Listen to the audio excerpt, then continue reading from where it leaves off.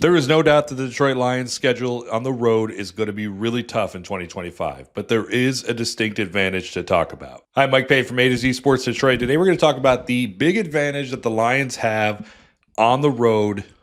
Obviously, we've talked about this road schedule before. You got the Chiefs and the Packers and the Bears and the Eagles and the Bengals. I mean, it's such a tough schedule. And I think one of the big concerns that I personally had before the schedule release was what happens during the winter months and how many of these games in, some of these winter cities like Cincinnati or Green Bay or Chicago will the Lions actually have to play?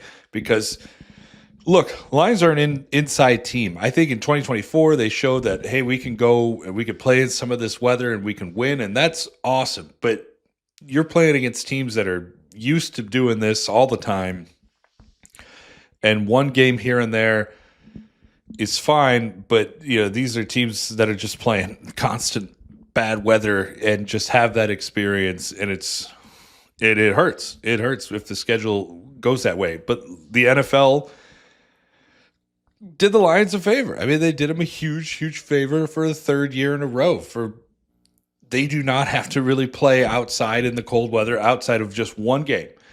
That's Week 18 against the Chicago Bears. Other than that, on the other side of the bye, which is Week 8, which is a great bye, considering that this team dealt with so many injuries last year, this is going to be huge for them. On the other side of the bye in Week 8, they play the Eagles and the Commanders outside. That's early November. It's not – we're talking about early fall here. We're not talking about winter. It's not really going to be snowing at that point in time. Maybe some rain – at worst, but it's probably going to be relatively nice out still, just a little crisp. And then it's 6 straight games inside domes. You go to LA, which is inside, it's kind of an outdoor inside arena. I know it looks like a dome, but it has open air coming into it, but it's a dome. Let's just call it a dome. You've got the Vikings game on Christmas, that's inside of a dome. Everything else, Ford Field, it's just perfect. It's exactly what the Lions could have hoped for. It's also just a favorable schedule down the stretch. I mean, these are teams that are really, obviously the Eagles are great, but the Commanders, who the Lions lost to in the divisional round, they're still a young upstart team.